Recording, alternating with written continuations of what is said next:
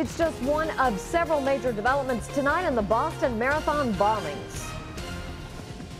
His body is no longer in the city of Worcester and is now entombed. Police revealed today that the suspected mastermind has finally been laid to rest. But questions remain about where Tamerlan Tsarnaev's body is buried. The body had been in limbo at a Worcester funeral home since last week.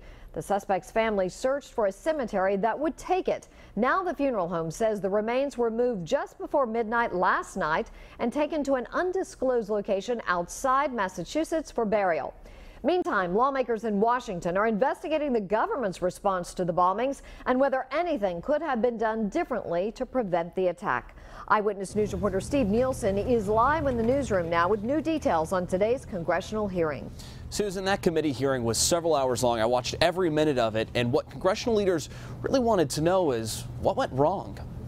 We support you in your efforts. Hours of testimony. There should be a constant process of improvement. We should be always examining what we're doing and moving it to the next level. The Boston Police Commissioner, Ed Davis, and others answer questions from the House Committee for Homeland Security, trying to uncover more about the marathon bombings. The city is back on its feet. Davis told committee members he would have liked to have known that Russian authorities warned the FBI Tamerlan Tsarnaev was a radical extremist. If the dots had formed a picture, or the intelligence had been shared more effectively, Commissioner, do you believe we could have prevented the attack? I can't answer that in one word. It's hard. I think the answer is it's hard to say. Davis says there were officers in his department working with the U.S. Terrorism Task Force, but the information on Tsarnaev wasn't exchanged. You have to look at the timeline as to who knew what when to make a determination as to whether or not mistakes were made. And I don't have the answers to that right now. Some leaders said there were failures in communication before the bombing. Joe Lieberman also testified, saying the attacks could have been stopped. Though it would not have been easy, it was possible to have prevented the terrorist attacks in Boston.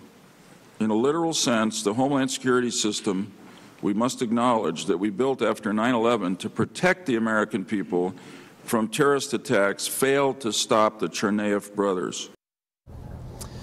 Now, the FBI has responded to those allegations of possible communication issues. They say a computer program is set up for Boston police to be able to check in on those counterterrorism efforts. And in that statement, it reads in part, that program would allow them to be fully informed of all JTTF, that's Joint Terrorism Task Force activity that may affect Boston and the Commonwealth of Massachusetts. Now, coming up new at 6, we're going to look more into that, into the burial of Tamerlan Tsarnaev. We checked with local leaders to uncover what they know. We'll have more on that in less than an hour. Reporting live in the newsroom, Steve Nielsen, Eyewitness News.